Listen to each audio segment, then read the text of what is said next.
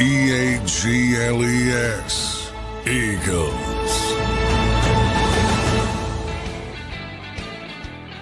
Welcome in, everybody, to a Tuesday edition of Birds 365 here on JAKIB Sports, kicking off another day here after some breaking news came down in Eagle Land yesterday. Johnny Mac, how you doing on this Tuesday morning, brother?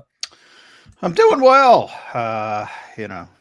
Temu season continues, off season. Big name on the clearance rack. At least everybody projects it as that. But I do think it's a player the Eagles should have targeted. They did target in the end, and they got him. And yeah, I think it's a worthwhile roll of the dice to get Azeez Ojulari. There you go. I think he could be helped by being on a good team, getting less attention.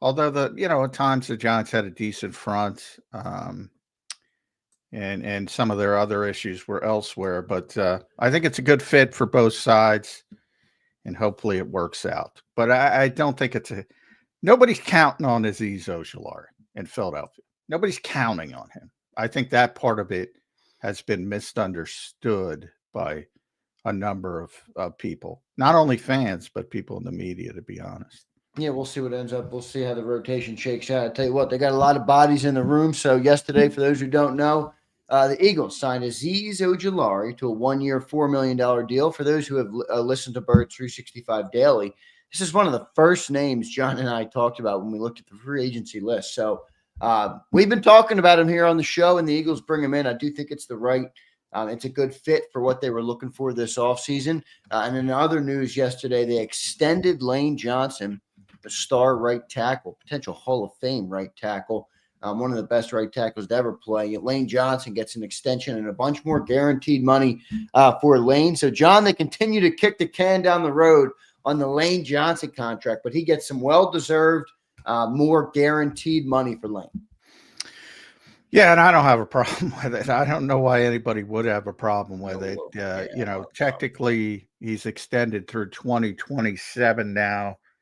Gets an extra $30 million in guaranteed money. If anybody deserves that, it's Lane Johnson.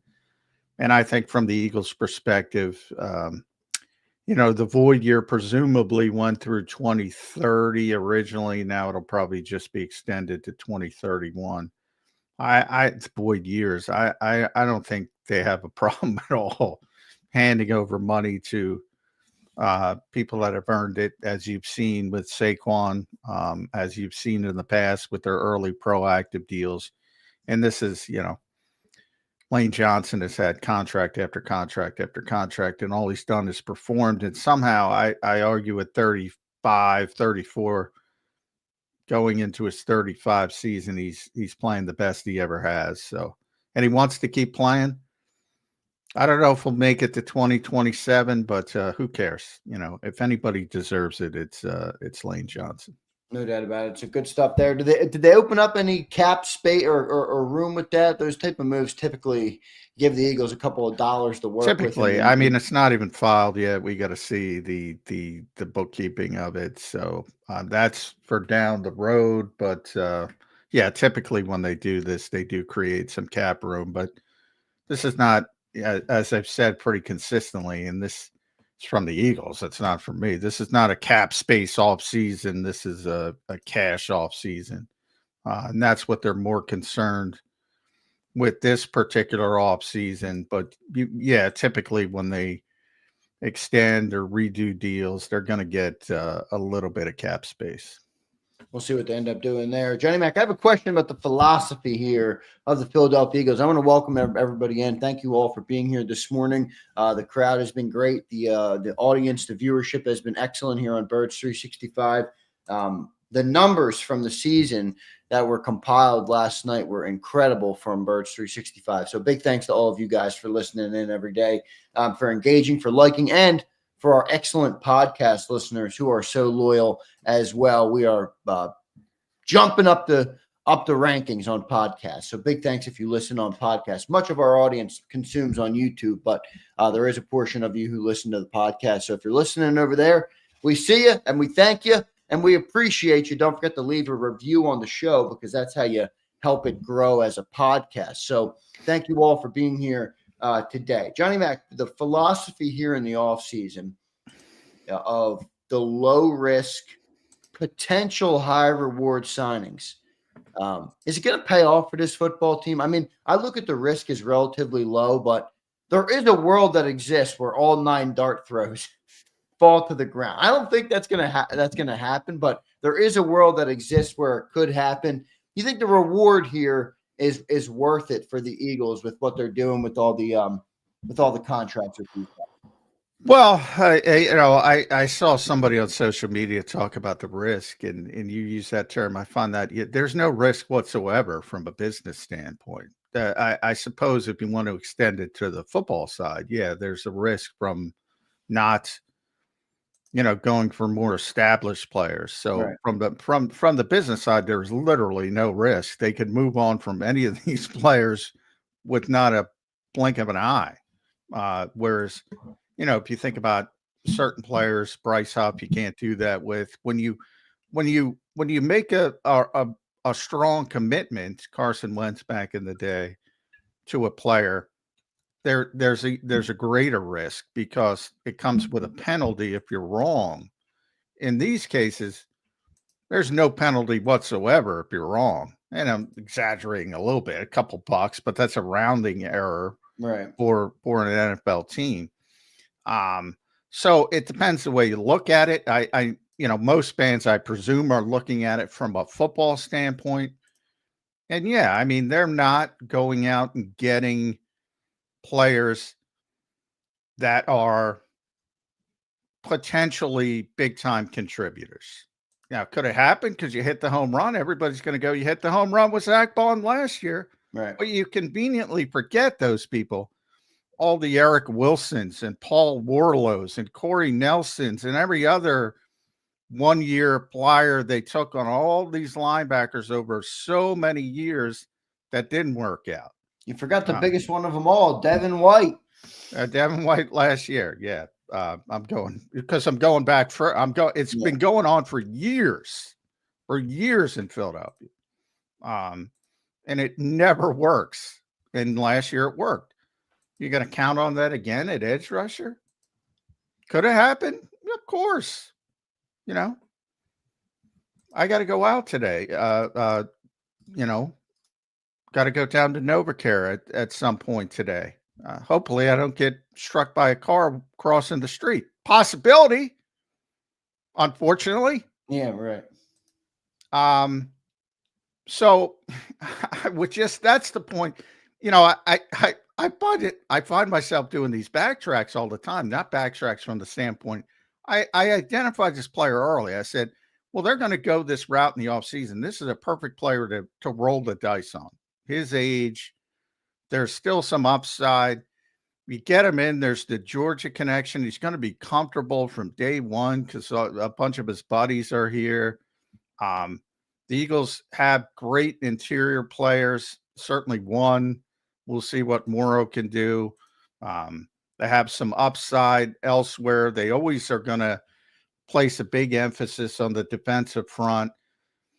It's just a good situation for him to be in. But at the same time, you got to be realistic about this stuff.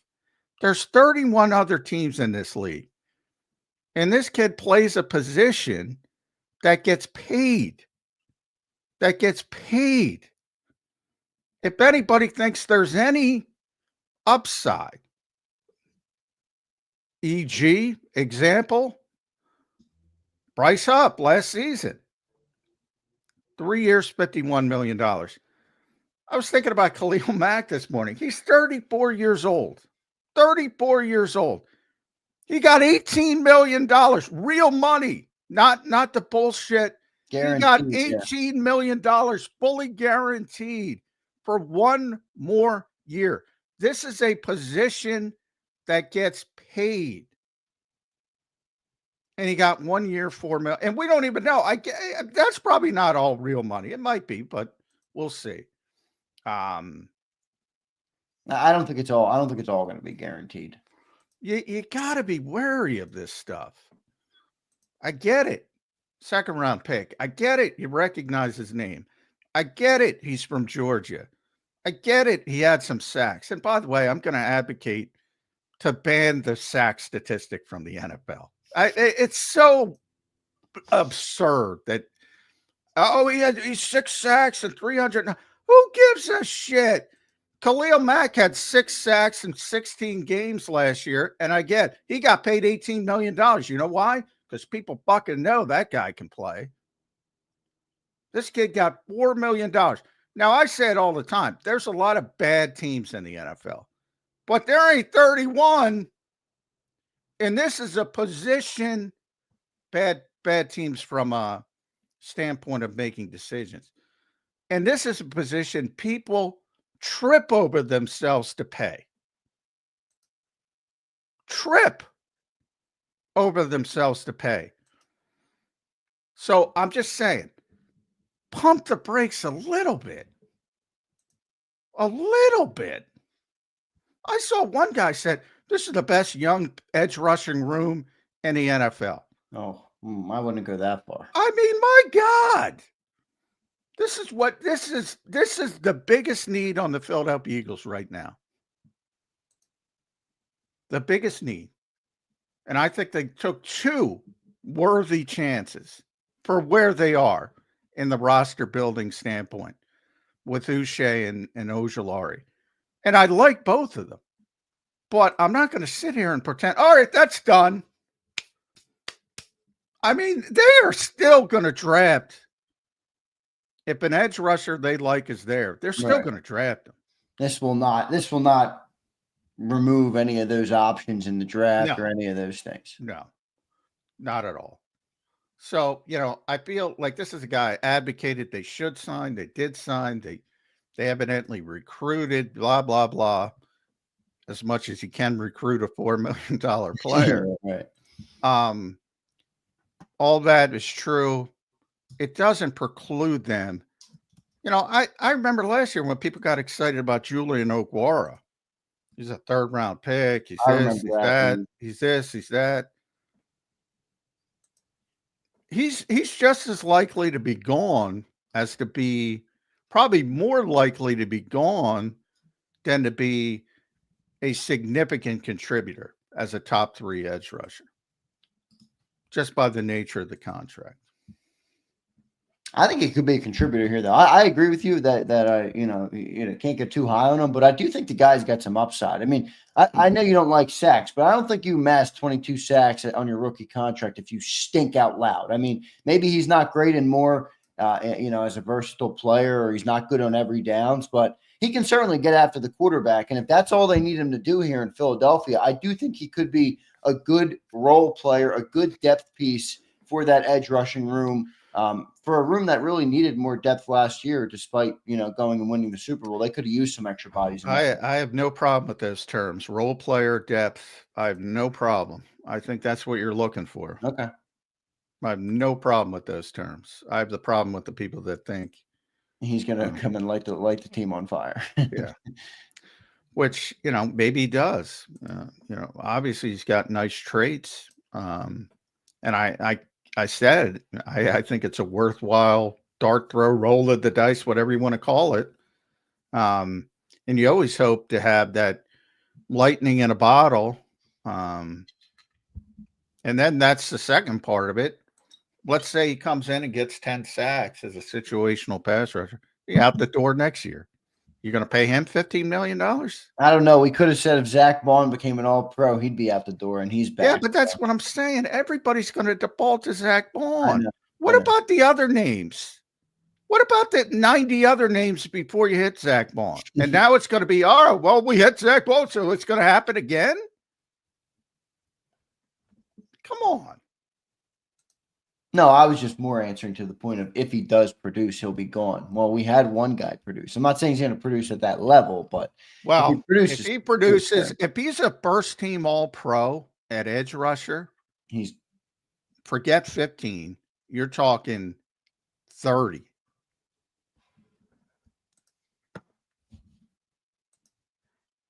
Now, if he's a first team all-pro, boy, I'm going to go ahead and put the chances at below 5%.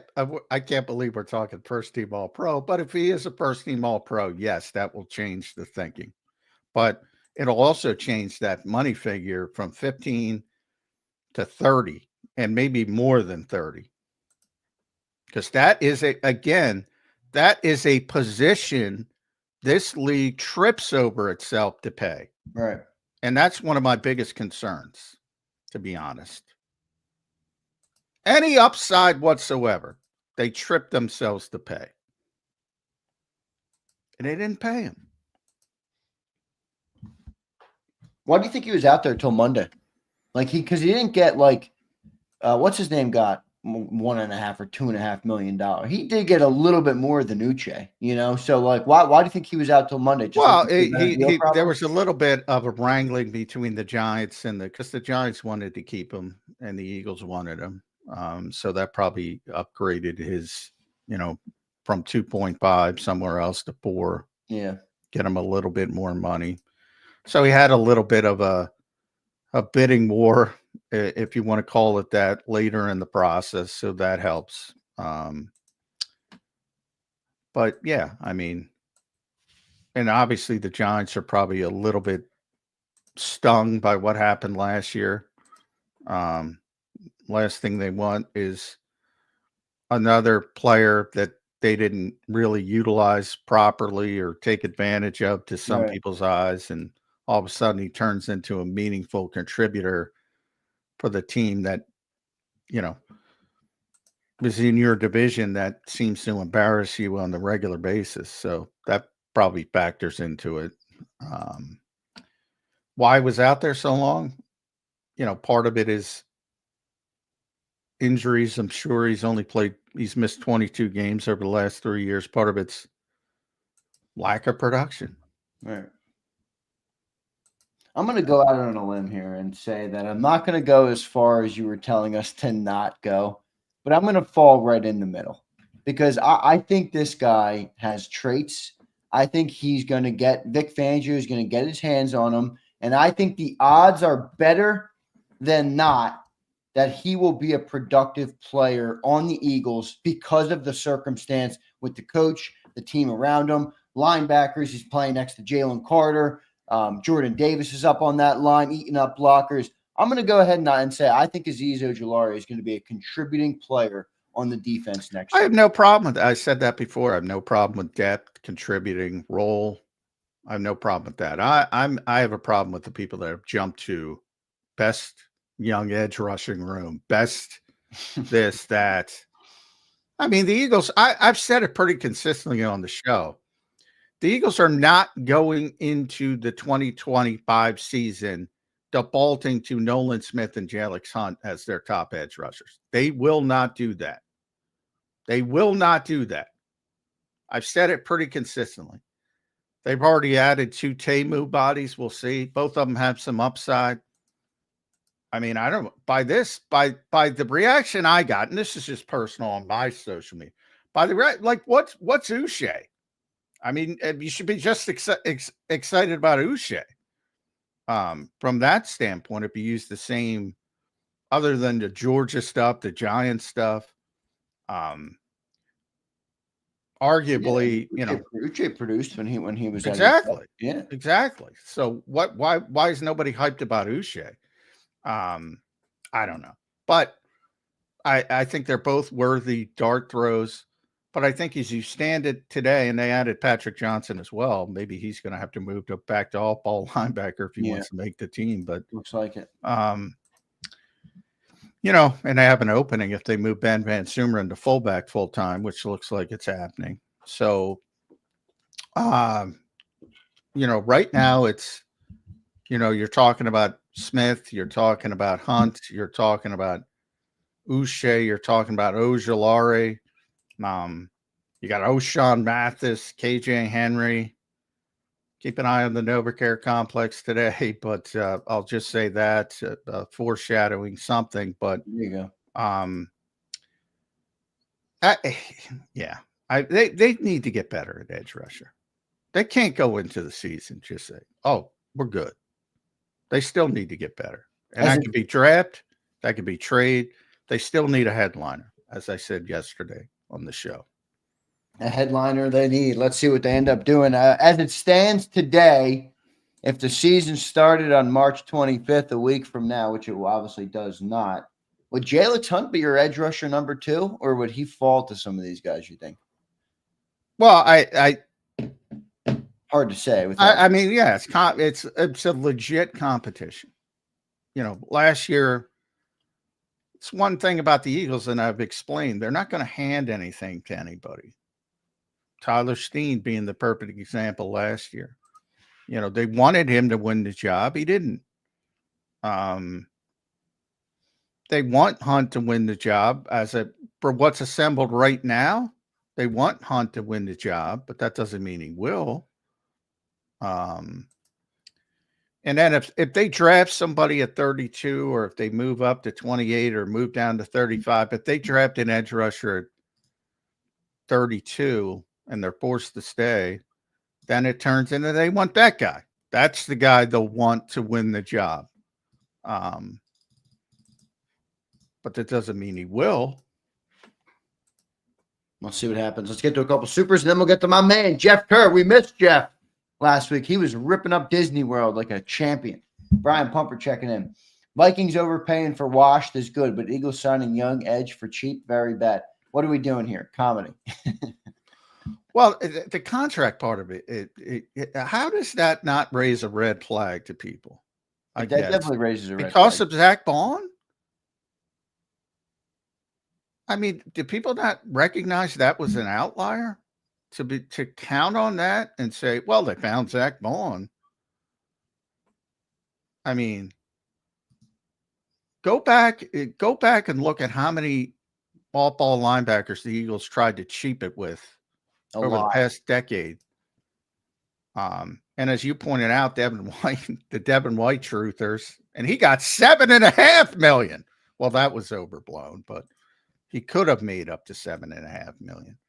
I think Vic Fangio has tilted some people as well. You know, you just saw him come in first year, number 1 overall defense, you know, turn Nolan Smith around, turn Jalen Hunt into a player. Obviously, with the story with Zach Bond, you know, the whole defense, the number 1 overall defense. And was there a real headliner on that defense last year outside of Jalen Carter? So I think that has swayed some people, John. They have major belief in Vic Fangio, and I don't think they're wrong to have. Well, that. I think you should, but you know, one of the reasons why I think everybody should have belief in Vic Fangio. But one of the reasons I love Vic Fangio is because he's painfully honest, and he will be the first one to tell you when you talk about Zach Bond, I didn't know. Watching film, saw some traits, thought he had the instincts to do it. And you said, let's give it a shot. I'd pay to get Vic Fangio on the record about the Temu signings so far. Let's give it a shot. And then to his credit, you know, when it started working, he just amped it up and rolled with it, which I think he deserves a lot of credit for. Because a lot of people would have been like, well, you know, I don't believe it, blah, blah, blah. And he's like, no, this guy can play. So he figured it out quicker than anybody else. And he deserves a boatload of credit. But we've talked about Zach. Even Zach is like chuckled at his Pro Bowl incentive and all that kind of stuff. You can't use Zach Bond as your template. Say, well, they gave Zach Bond 3.5. And as you pointed out, Zander, they gave Devin White $7.5 million. So why didn't he work out?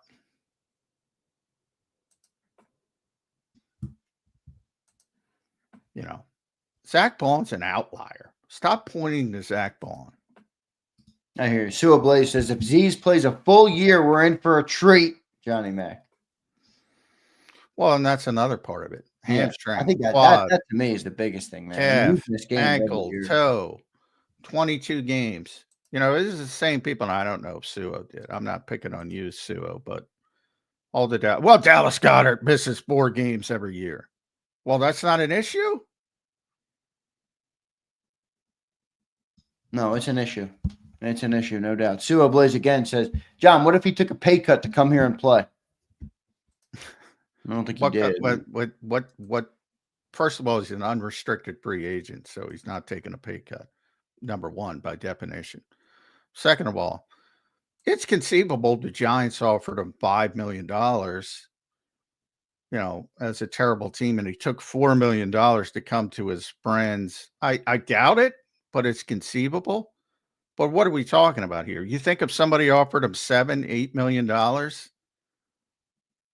he's just choosing Philadelphia? No way. Handsome Hustler says, put Temu body on the back of a customized jersey. I don't know. I might have to add it to the giveaways, Handsome Hustler. And by the way, of the 9 Temu signings, this is the best, I think. There you So go. if you're going to rate them, I put the guys with the highest upside to me are ironically Ojulari, Uche, AJ Dillon. But the guys with the highest floors, the guys who I think will contribute, Adoree Jackson, number one by far, and Harrison Bryant, I would say. The floor players, and by that I mean they're NFL players that will contribute and make the roster, I think. And I guess Hewlett's left out of that just because he's he's going to be the long snapper. He's rock solid, but yeah, they're not going to bring in a competition at long snapper here. No. All right, good stuff, Johnny Mac. Good first segment here. Let's get to Jeff Kerr, our main man, joining the show. Before we get to him, let me tell you guys about the great people at BetUS. Go check them out today. Use the promo code YouTube150. You see it on your screen, and that gives you a 150% sign-up bonus on your very first deposit. You get 125% on your second and third deposit, all up to $2,000. So deposit less and bet with more at BetUS. Go to betus.com.pa. That's betus.com.pa. They have the fastest payouts in the industry, 24/7 customer support, and they'll even give you your own custom account manager. So go check them out today, and a big thanks to them for sponsoring the 2-hour show today on Birds 365. Let's go to our main man now, Jeff Kerr,